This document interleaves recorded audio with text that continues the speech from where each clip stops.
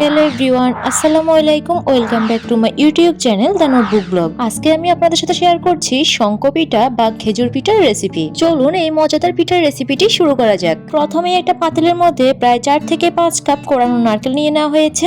এরপর এর মধ্যে দিয়ে দেওয়া হচ্ছে 3 থেকে 4 কাপ পরিমাণ চিনি। এরপর দেওয়া হচ্ছে 1 চামচ পরিমাণ লবণ। এখন সবগুলো উপকরণ হাতের সাহায্যে ভালোভাবে মিশিয়ে নেওয়া হচ্ছে। এই মজাদার পিঠাটি আপনারা একবার বানালে অনেকদিন পর্যন্ত সংরক্ষণ করে রাখতে পারবেন। এই পর্যায়ে সবগুলো উপকরণ মিশানো কমপ্লিট। এখন এর মধ্যে দিয়ে দেওয়া হচ্ছে 3 থেকে 4 কাপ পরিমাণ চালের গুঁড়া। এখন নারকেলের মিশ্রণের সাথে চালের গুঁড়াটা ভালোভাবে মিশিয়ে নেওয়া হচ্ছে। এই রেসিপি ফলো করে যদি আপনারা পিঠাগুলো বানিয়ে খান তাহলে আপনাদের পিঠাগুলো বাইরে থেকে ক্রিস্পি আর ভেতর থেকে নরম হবে। এই পর্যায়ে নারকেলের মিশ্রণের সাথে চালের গুঁড়া মিশানো কমপ্লিট। এখন এর মধ্যে দিয়ে দেওয়া হচ্ছে প্রায় 2 থেকে 3 কাপ পরিমাণ ময়দা। এখন হাতের সাহায্যে সবগুলো উপকরণ একসাথে মিশিয়ে নেওয়া হচ্ছে। সম্পূর্ণ ভিডিওটি না টেনে দেখবেন, কারণ ভিডিওর কোনো পার্ট যদি আপনারা স্কিপ করেন তাহলে আপনাদের পিঠাটা পারফেক্ট হবে না আর খেতেও মজার হবে না। তাই সম্পূর্ণ ভিডিওটি না টেনে দেখবেন আর প্রতিটি স্টেপ বাই স্টেপ ফলো করবেন। সবগুলো উপকরণ ভালোভাবে মিশিয়ে একটা পারফেক্ট ডো তৈরি করে নেওয়া হচ্ছে। এই পর্যায়ে সবগুলো উপকরণ পারফেক্ট ভাবে মিশিয়ে ডো তৈরি করে নেওয়া হয়েছে। এখন একটা ডিশের মধ্যে একটা একটা করে ডো নিয়ে হাতের সাহায্যে মধ্যে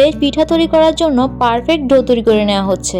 ডো তৈরি করার শেষে এই পর্যায়ে কয়েকভাবে পিঠা তৈরি করে দেখিয়ে দিচ্ছি। পিঠা তৈরি করার জন্য এখানে পরিমাণ মতো ডো নিয়ে হাতের সাহায্যে ডোটা কিভাবে চ্যাপটা করে নিতে হবে, এরপর ফোল্ড করে নিতে হবে। এইভাবে পিঠা তৈরি করে নিতে পারেন। এখন আপনাদেরকে আরেকভাবে পিঠা তৈরি করে দেখিয়ে দিচ্ছি। এখানে প্রথমে একটা গ্রেটার নিয়ে নিয়েছি আর গ্রেটারের মধ্যে সামান্য পরিমাণে তেল লাগিয়ে নিয়েছি।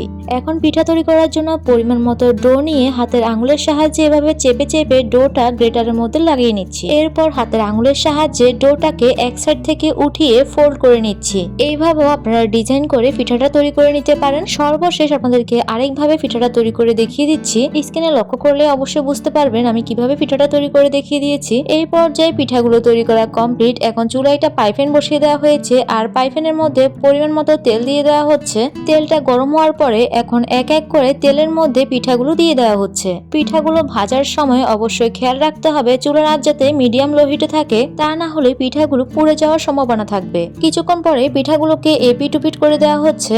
এইভাবে পিঠাগুলোকে এপিট ওপিট করে ভাজার পরে যখন দেখবেন পিঠাগুলোর কালার এরকম একটা লালচে কালার চলে এসেছে তখন বুঝে নেবেন পিঠাগুলো পারফেক্ট ভাবে ভাজা হয়ে গিয়েছে। এই পর্যায়ে পিঠাগুলো ভাজা কমপ্লিট। এখন তেল থেকে পিঠাগুলোকে ছেঁকে একটা প্লেটে নিয়ে নিচ্ছি। এখন চলুন পিঠাগুলোর ফাইনাল লুক আপনাদেরকে দেখিয়ে দিচ্ছি। দেখুন পিঠার ফাইনাল লুক দেখতে যেমন লোভনীয় লাগছে, খেতে কিন্তু অসাধারণ হয়েছে। পিঠার বাইরে যেমন ক্রিস্পি, ভেতরটা একদম নরম। একবার হলো এই পিঠাটা বানিয়ে খাবেন। আশা করবো আপনাদের পরিবারের ছোট বড় সকলেরই ভালো লাগবে আর আপনারা একবার এই পিঠা বানিয়ে বেশ কয়েকদিন সংরক্ষণ করতে পারবেন। সম্পূর্ণ ভিডিও দেখার জন্য সবাইকে অসংখ্য ধন্যবাদ। আল্লাহ হাফেজ।